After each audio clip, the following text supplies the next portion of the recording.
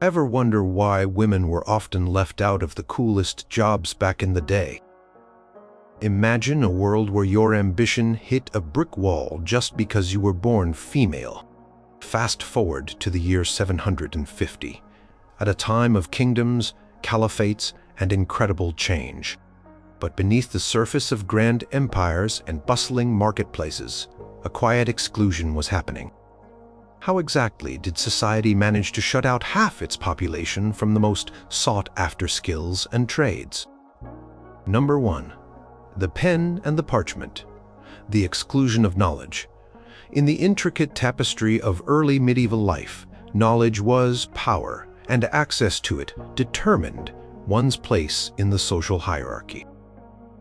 For women in 750, the path to acquiring formalized knowledge, especially the kind that underpinned skilled trades, was often winding and fraught with obstacles, if it existed at all. It was not just about reading and writing, though literacy itself was a rare and valuable commodity for most people, male or female, outside of monastic orders or elite courts. It was about the specialized wisdom, the technical instruction, and the theoretical understanding that allowed a craftsperson to master their art. Consider the burgeoning fields of engineering, the design of formidable fortifications, the intricate workings of water mills, or the precise measurements required for monumental architecture. These were not skills learned through casual observation. They demanded rigorous study, often involving advanced mathematics, principles of mechanics, and a deep understanding of materials. In 750, such knowledge was predominantly held within monasteries, the limited universities that were just beginning to coalesce, or within the close-knit circles of aristocratic advisors and court scholars. These institutions, almost without exception, were bastions of male privilege. Young men, often from noble families or those destined for the clergy, were the ones granted entry into these hallowed halls of learning.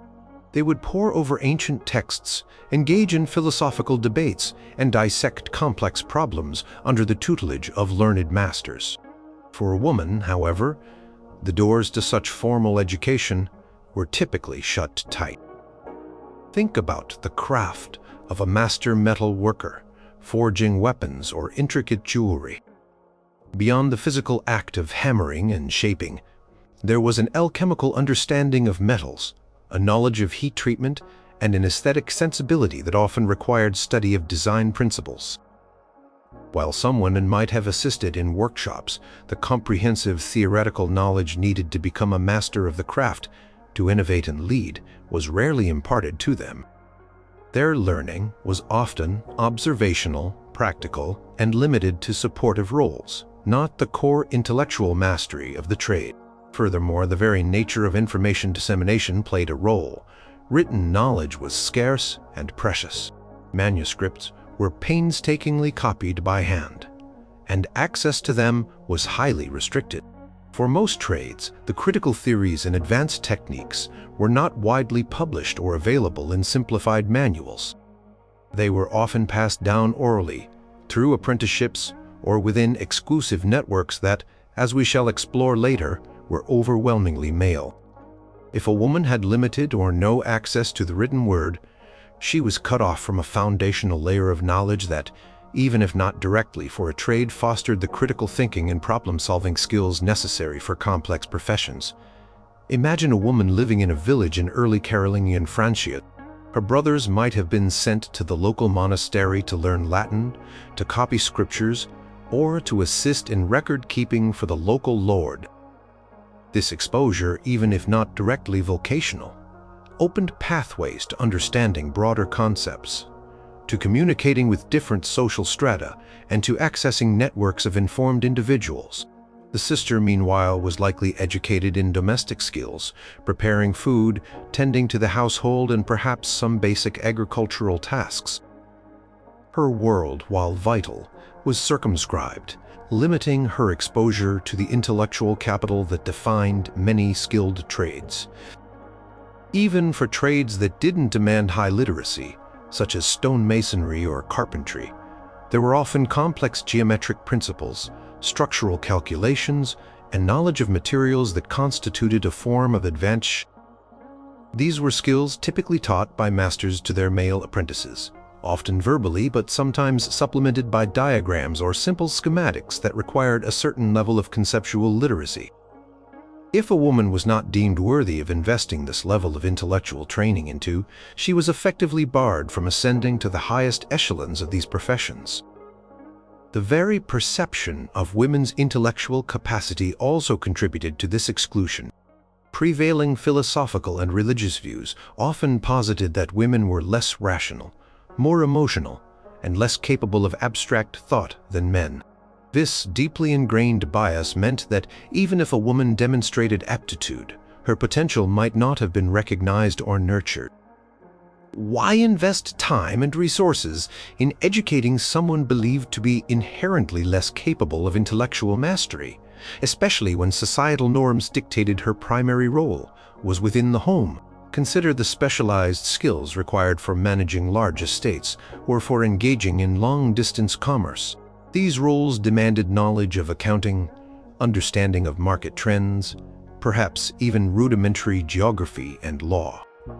While some noblewomen might have managed their own estates or participated in high-level transactions out of necessity, this was usually an exception, tied to their aristocratic status rather than a general pathway for women into the skilled trades of administration or mercantilism. For the common woman, these avenues were blocked by a systemic denial of education beyond the rudimentary. The limited opportunities for travel also compounded the problem. Many skilled trades involved learning from masters in different regions, observing diverse techniques, and acquiring knowledge from various sources. Women in 750, and especially those not of the highest social standing, had their movements severely restricted by social custom, safety concerns, and the prevailing expectation that they remain close to home. This lack of mobility meant they were unable to seek out the scattered centers of specialized knowledge that existed across the early medieval world. In essence, the denial of access to formalized education and specialized knowledge acted as a silent but formidable barrier. It prevented women from acquiring the theoretical underpinnings, the critical thinking skills, and the intellectual networks that were increasingly vital for mastery in the most esteemed and lucrative skilled trades of the era. Without the pen to learn and the parchment to record, their path to certain professions was often obscured, leaving them to navigate a world of limited intellectual opportunity. Number 2. The purses, strings of power. Control over capital and resources. Imagine trying to start a high-tech startup today without a laptop, internet access, or enough money to pay for rent. It's almost impossible, right? In 750, this situation, for many skilled trades, was similar. To become a master potter, a master carpenter, a shipwright, or even a skilled baker who could supply a town, you needed more than just a pair of skilled hands. You needed land for a workshop, tools of the trade, raw materials, and often the capital to sustain yourself and any apprentices during the training period before you could turn a profit. And it was here in the cold, hard reality of economic power that women faced an almost insurmountable barrier. In most societies of 750, had wealth, particularly in the form of land, livestock, and coinage, was overwhelmingly controlled by men. Property, inheritance, typically favored male heirs, ensuring that land, which was the primary source of wealth and stability, remained within male lines. If a woman inherited property, it was often through her husband, and even then her control might be limited or revert to male relatives upon her husband's death. This meant that the foundational asset needed to establish a trade, a workshop, land for raw materials, or a secure place of business was largely out of a woman's direct control. Consider a woman who might have dreamt of becoming a master tanner, a highly skilled and vital trade for making leather goods. To do this, she would need a dedicated space, access to animal hides, tanning agents, and specialized tools like fleshing knives and stretching frames. These were not cheap, and acquiring them required capital. If she lacked the ability to own property, secure loans, or inherit the necessary assets, her dream would likely remain just that, a dream. While women might have participated in household production of simple leather goods, scaling up to a professional market-serving operation was a different matter, entirely requiring significant investment. Furthermore, capital was not just about upfront investment. It was about ongoing operational costs. A blacksmith, for instance, needed a constant supply of charcoal and iron. A weaver, beyond simple household production, needed large quantities of yarn and complex looms. These raw materials and sophisticated tools represented a significant ongoing expense. For a man, access to male-controlled family wealth, or the ability to borrow from other men in positions of power, provided a crucial lifeline. For a woman, however, the avenues for securing such financial backing were severely limited. Lending was often based on personal relationships, trust, and collateral, all of which were typically easier for men to establish within male-dominated networks. Imagine a widow, perhaps, with some inherited land or goods. While she might have had more autonomy than a married woman, her societal position often made it difficult to leverage these assets for a large-scale trade enterprise. She might face social pressure to remarry, passing control of her assets to a new husband, or she might simply lack the social connections and perceived authority to manage a complex business in the public sphere. Her financial autonomy, even when present, was often fragile and temporary. Moreover, the very concept of credit and banking was rudimentary in 750 AD, and what existed was firmly in male hands. Whether it was borrowing from a wealthy lord, a merchant, or a religious institution, the agreements and relationships were almost always forged between men. A woman's economic agency was often subsumed within that of her father, husband, or male guardian. This meant that even if a woman had an innovative idea or a unique skill, she often lacked the independent financial standing to bring it to fruition on a commercial scale. Consider the trade of a parchment maker or a bookbinder. These were highly skilled and lucrative professions, particularly in a period of increasing demand for written texts. To set up such a workshop, one needed access to vellum, animal skin, specialized tools for scraping, stretching, and curing, and a clean, dry space. The raw materials themselves represented significant capital. A woman, even if she possessed the knowledge and skill, would struggle to acquire these resources independently. Her role might be confined to assisting, preparing skins, or binding pages under male supervision, rather than owning and directing the entire production process. Even in agrarian societies, where many skills were tied to the land, men typically controlled the means of production: the plows, the oxen, the seed, and the land itself. While women certainly participated in agricultural labor, the ownership and management of the primary agricultural resources, which could then fund other ventures, rested with men. This systemic control over fundamental resources extended to all aspects of economic life, making it incredibly difficult for women to accumulate the capital needed to establish themselves in independent, skilled trades. In essence, the control of capital and resources by men was not just an economic barrier, it was a societal one. It reinforced the existing power structures, ensuring that men held the reins of economic opportunity. For a woman, the path to a skilled trade was often blocked, not by a lack of talent or ambition, but by the very structure of wealth and ownership in a world where the purse strings were almost exclusively held in male hands. Without the financial means to purchase tools, acquire raw materials, rent space, or support oneself during training, the idea of entering and thriving in a skilled trade remained an elusive dream for many women in 750 AD. Number 3. The Brotherhood's closed doors. Early forms of exclusionary networks. Imagine trying to break into a highly competitive industry today, but every professional association, every networking event, every informal club where deals are made and opportunities shared is exclusively for men. That's a glimpse into the reality for women in 750 AD when it came to skilled trades long before formal guilds became widespread. While the highly organized guilds we often associate with the High Middle Ages were still developing, informal or proto-guilds, family lineages, and tightly knit communities of craftsmen already existed, and their doors were almost entirely closed to women. Skilled trades were not just about individual talent.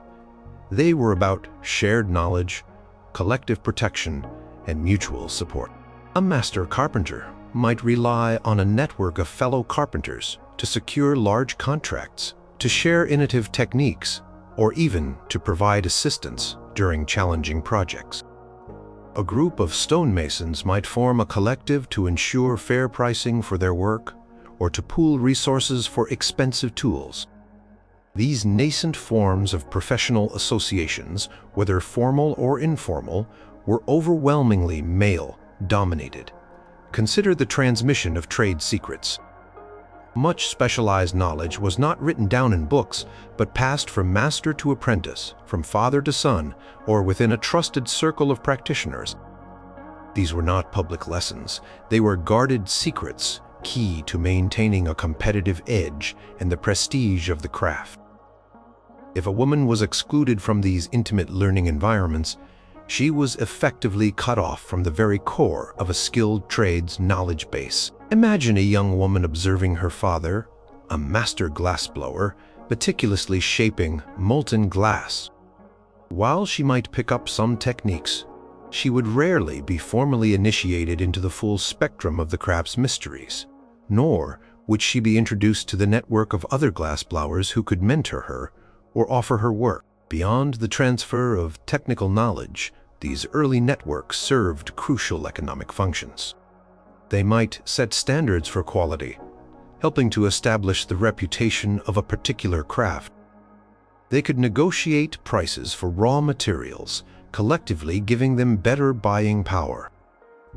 They might even act as a form of social security, providing support to members who fell ill or whose families faced hardship. Exclusion from these networks meant that a woman operating in a trade, even if she managed to acquire some skills, would lack the collective bargaining power, the established reputation, and the crucial social and economic safety net that male practitioners enjoyed.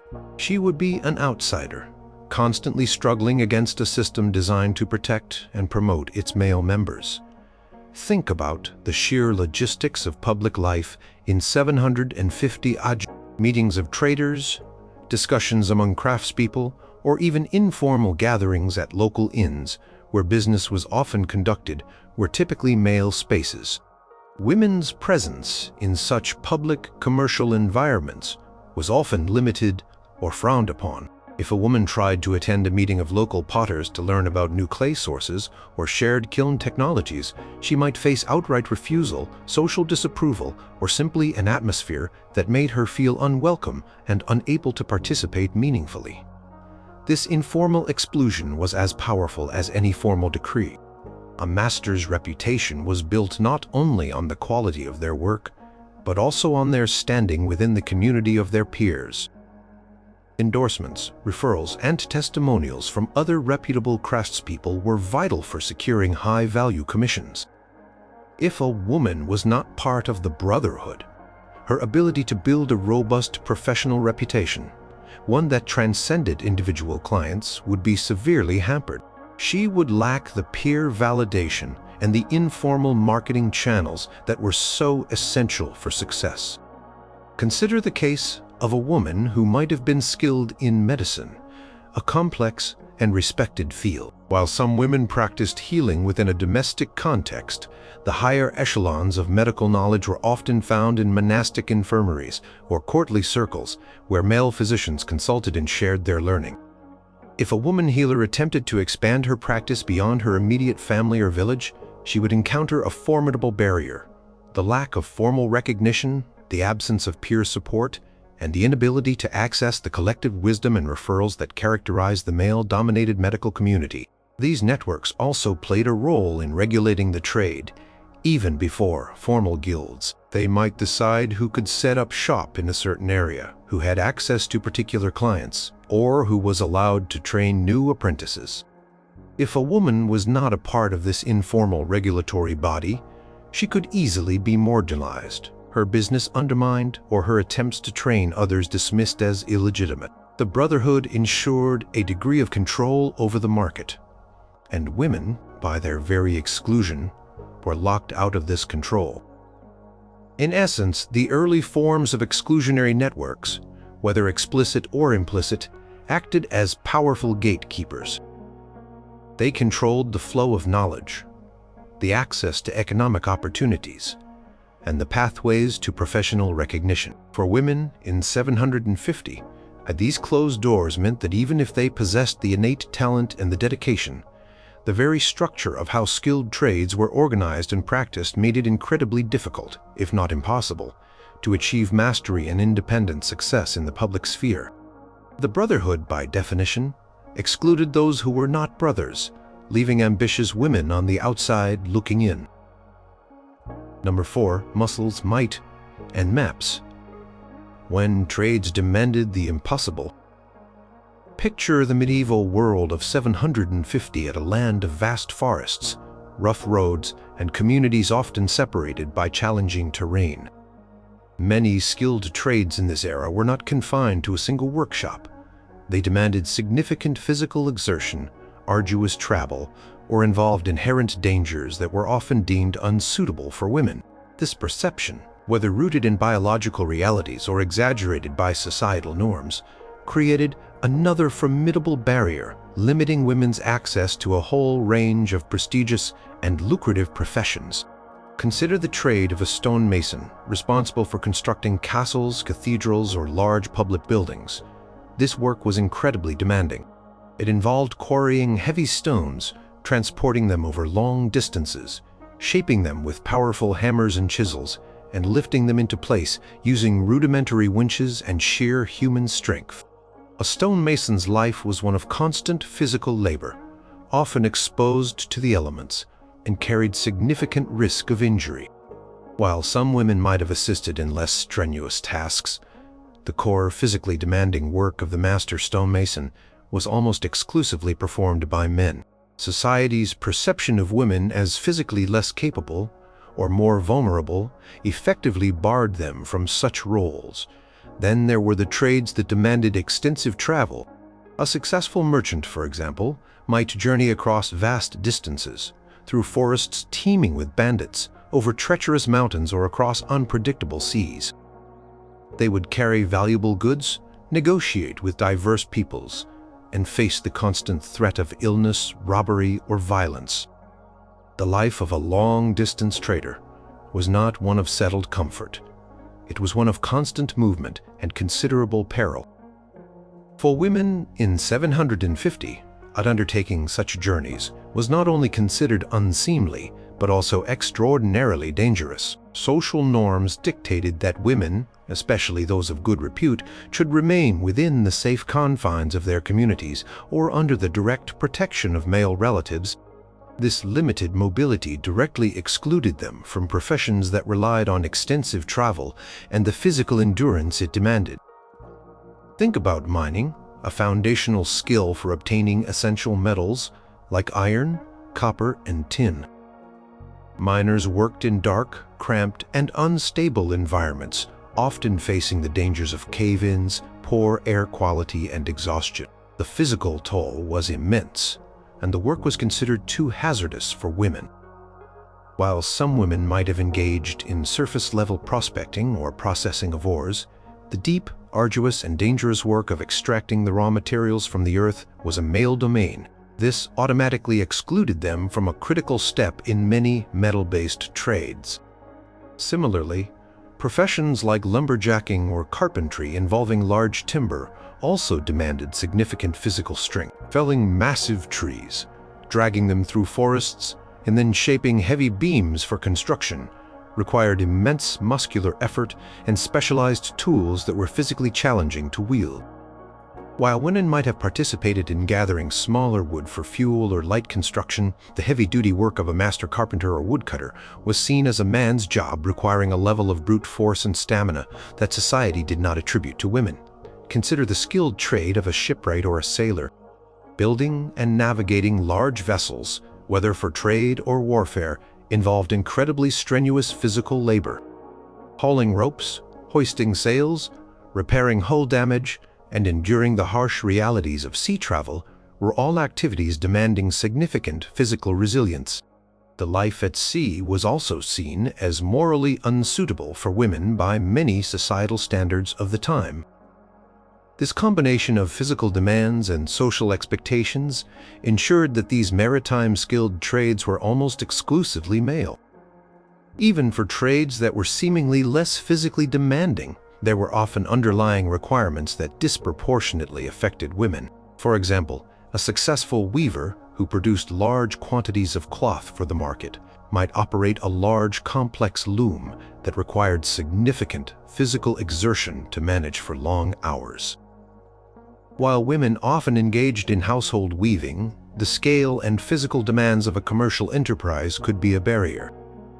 The need to transport finished goods to distant markets, often on foot or by pack animal, also added a physical burden that was less easily overcome by women constrained by social norms and physical expectations. In a world where personal safety was not guaranteed, and where skilled trades often involved working in public spaces, traveling alone, or handling valuable goods, the perceived need for physical protection or the ability to defend oneself. Fur pushed women out of these roles. Men were often expected to be capable of self-defense, a capability less often attributed to or cultivated in women. In essence, the physical demands, the inherent dangers, and the travel requirements of many skilled trades in 750 AD, combined with prevailing societal perceptions about women's physical capabilities. While these barriers might not have been codified in law, they were deeply embedded in the social and practical realities of the time, effectively steering women away from professions that required muscles, might, and maps. Number 5. The Master's Secret: Barriers to Learning and Apprenticeship. Imagine a world where the only way to learn a highly sought-after profession is to live and work with a master, practically becoming part of their family. And that master only ever takes on male students. That was the reality for countless women in 750 AD trying to enter skilled trades. Apprenticeship was the cornerstone of skill acquisition, the pipeline through which specialized knowledge was passed down. But this pipeline was almost entirely geared towards males, creating an invisible yet impenetrable barrier for women.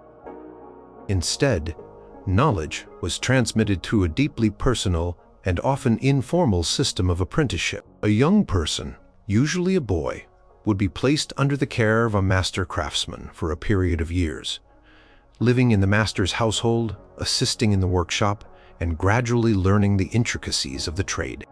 This arrangement was not merely about vocational training. It was a holistic education that encompassed practical skills, theoretical understanding, and moral character. The very nature of this system presented multiple hurdles for women. First, the household of the master was often a male-dominated space. A master carpenter, a blacksmith, or a potter would typically have male apprentices living and working alongside them, often forming a surrogate family unit. For a young woman to enter such an environment would have been considered socially inappropriate, if not scandalous, challenging the strict gender segregation that characterized much of early medieval society. The presence of an unrelated young woman could invite gossip, disrupt the master's family life, and compromise the master's reputation. Furthermore, the relationship between master and apprentice was often akin to that of father and son, or at least a highly formalized patron-client bond.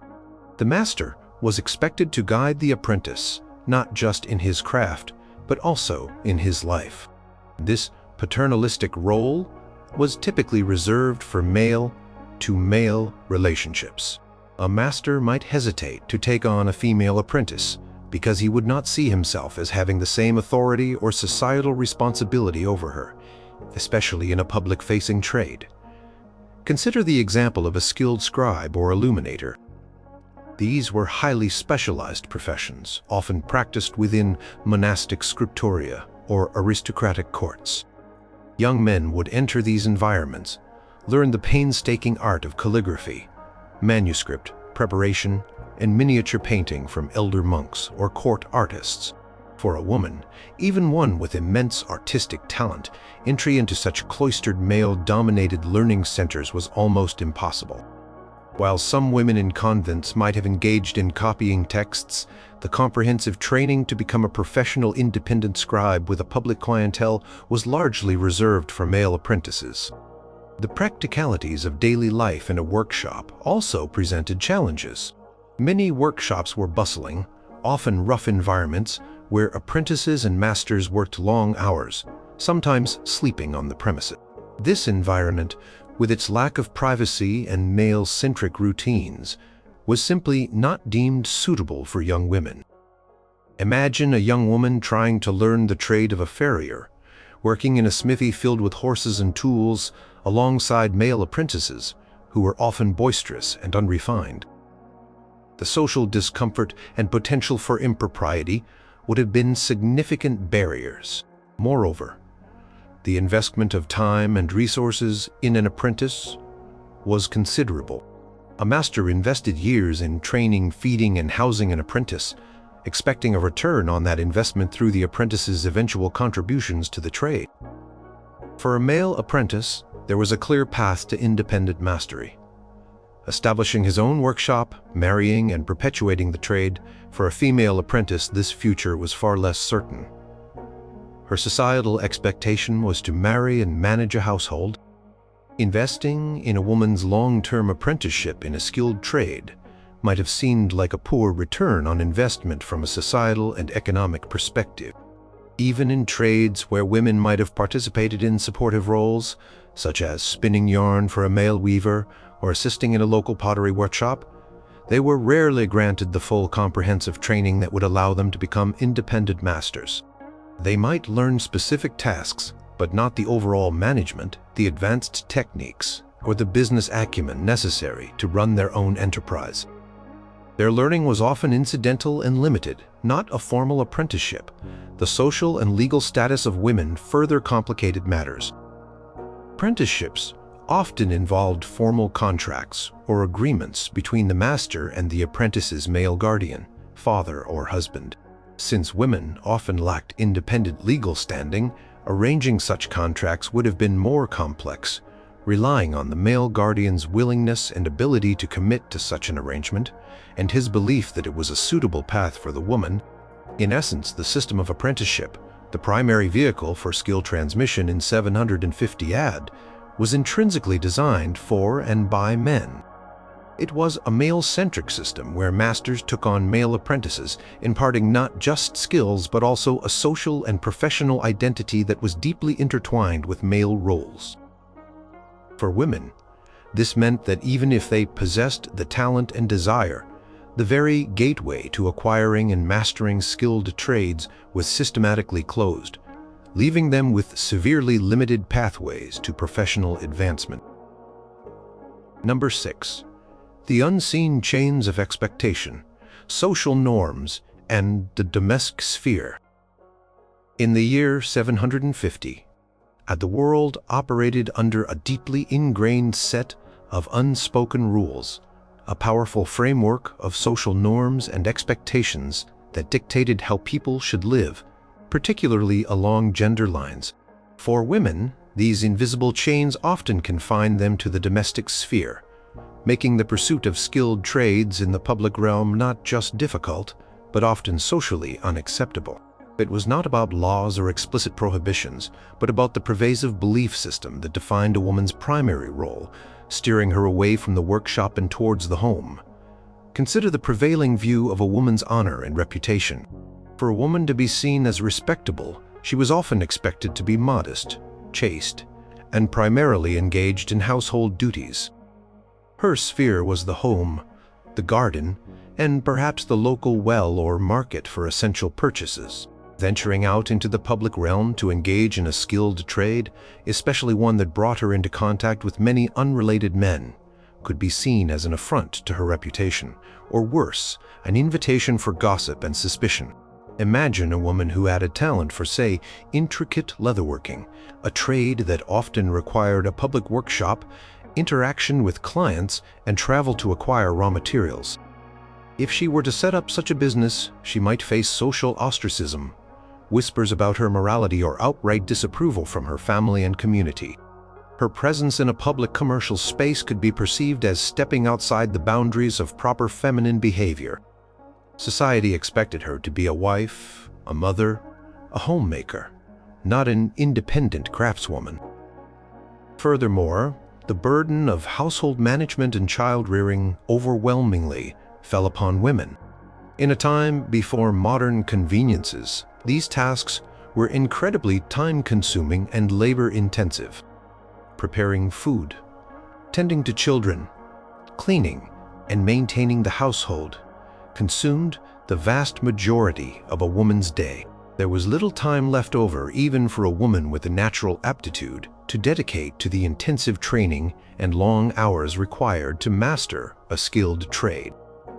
These domestic responsibilities were not just tasks. They were fundamental societal expectations, a woman's primary duty and source of social value. Think about the sheer practicalities. A young woman with an infant could not easily commit to a lengthy apprenticeship in a master's workshop, nor could she maintain the long, often unpredictable hours required for a thriving trade business. Her family responsibilities would always take precedence, and society would applaud her for prioritizing them over any individual ambition. This expectation created a constant pull away from professional life and towards the domestic realm. Moreover, the very definition of skilled was often gendered. While women undoubtedly possessed and practiced many essential skills within the home, preparing complex recipes, preserving food, tending to household illnesses, making clothing, or managing small gardens, these were rarely recognized as trades in the same way as metalworking, carpentry, or masonry. They were considered women's work, vital for household survival, but not for public commerce or social prestige. This distinction, though subtle, powerfully shaped perceptions of which skills were valued in the broader economy and which remained largely invisible and unpaid. Consider the case of a woman who was an exceptional weaver. While household weaving was common, the skilled trade of producing high-quality, commercial-grade textiles might have been male-dominated, particularly the finishing processes or the sale of large quantities of goods at market. A woman might produce beautiful textiles at home, but society's expectation was that these were for her family's use or for supplementary income, not for her to establish herself as an independent master weaver, competing in the public sphere. Her skill was seen as an extension of her domestic role, not a distinct profession. The ideal of a woman's virtue was also often tied to her being protected and sheltered. Public spaces, marketplaces, and workshops were often bustling, noisy, and potentially dangerous. For a woman to navigate these spaces independently was often seen as putting her at risk or as indicating a lack of proper male guardianship. This societal emphasis on female protection, while perhaps stemming from a desire to keep women safe, ultimately served to restrict their mobility and their participation in public economic life, including skilled trades. Even for trades that might seem more suitable for women, like midwifery or brewing, societal norms often placed limits. While women were indeed midwives, their practice was often informal and community-based, rarely reaching the formalized, institutionalized level of a male physician.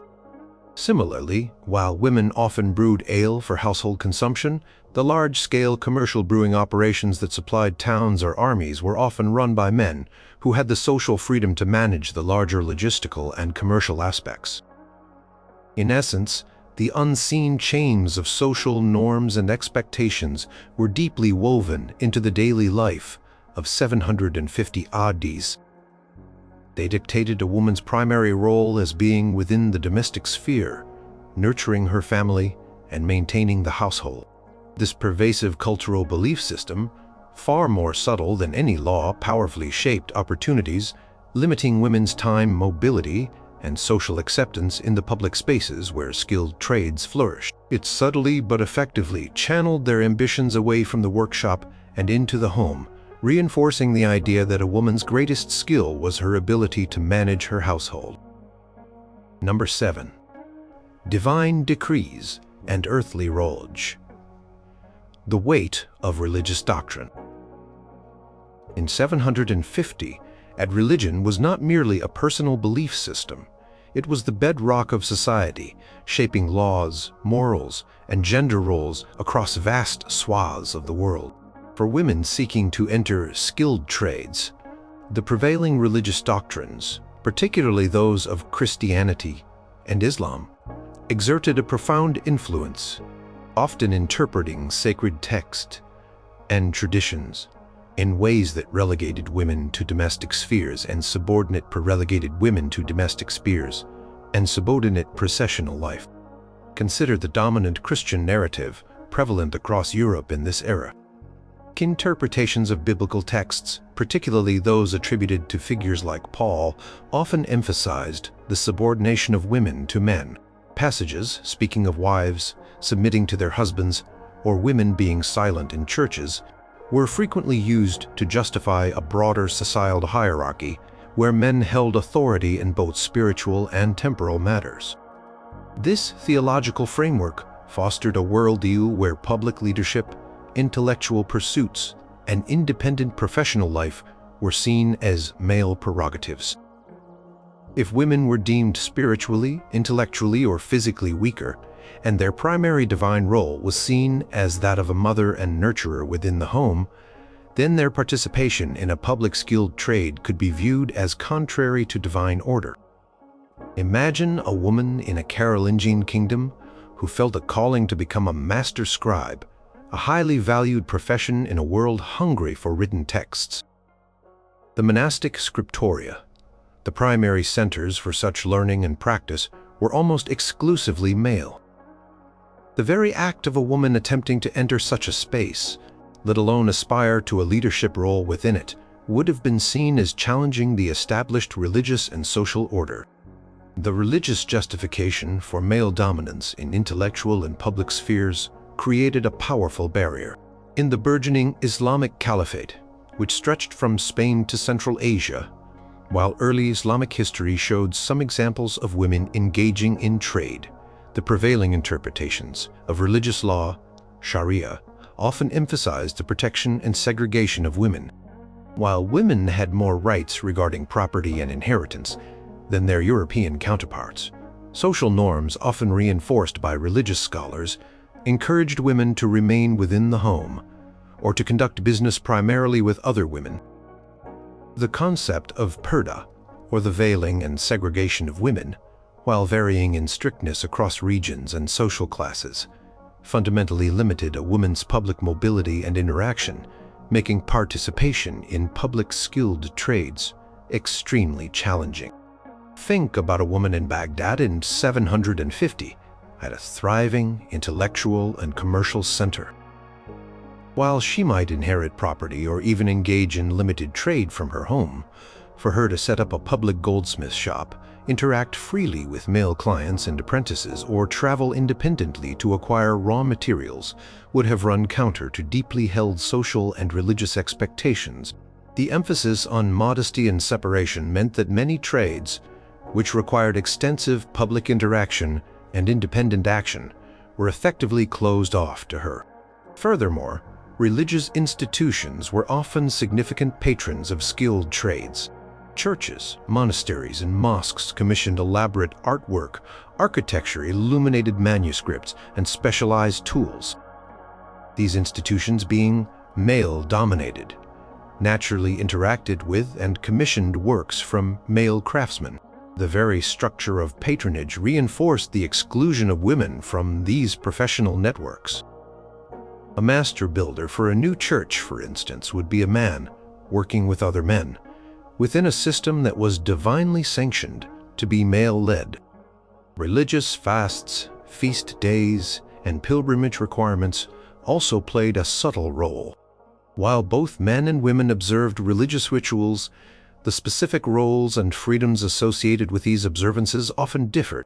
Men might travel for pilgrimages, which could expose them to new ideas, technologies, and commercial opportunities, whereas women's religious duties were often more localized and confined to the home or local community. The concept of a woman's spiritual purity and physical vulnerability also factored in. Certain trades involved handling materials or engaging in practices that might be considered ritually impure or physically dangerous, and therefore unsuitable for women who were seen as needing particular protection or maintaining specific states of ritual cleanliness. While not always directly religious, these perceptions were often intertwined with religious belief and custom.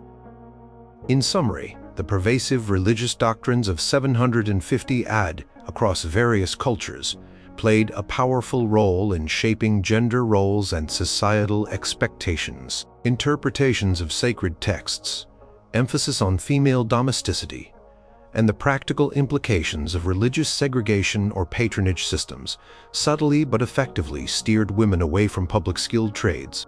The weight of divine decree, as understood and applied by male religious authorities, created a powerful and deeply internalized barrier, reinforcing the idea that a woman's true calling lay not in the workshop, but within the sanctity of her home and family. Number 8. The shadow of the law, legal walls and customary chains.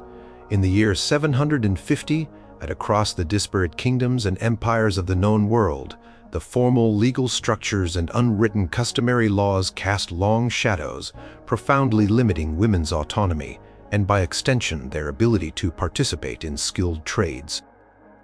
These were not always explicit prohibitions against women being blacksmiths or scribes, but rather a complex web of regulations concerning property, ownership, contracts, guardianship, and public roles that inherently excluded women from the very foundations of independent. Consider the legal status of married women in many parts of early medieval Europe, particularly within the Germanic legal traditions that were evolving from the ruins of the Roman Empire. A married woman often had no independent legal identity. Her husband was her legal guardian, her mundschuld, and her property, if she had any, typically passed into his control upon marriage. She could not typically enter into contracts independently, incur debts, or represent herself in legal proceedings without her husband's consent or direct involvement. To establish a skilled trade, one needed to lease a workshop, buy tools, purchase raw materials, and potentially hire assistants, all activities that required the ability to enter into binding legal agreements. Without independent legal standing, a woman's capacity to do so was severely curtailed. Imagine a woman with a talent for pottery, desiring to open her own kiln and supply a bustling market. To do this, she would need to secure a location, purchase clay, fuels, and specialized tools, and perhaps even enter into agreements for distribution. If she was married, her husband would have to legally authorize all these steps, and any profits would legally belong to him. If he was unsupportive, uninterested, or simply saw her role as domestic, her ambition would be legally blocked. Her entire economic existence was often subsumed within that of her male legal guardian. Even for single women or widows, who often had more legal autonomy, their rights were still often restricted compared to men.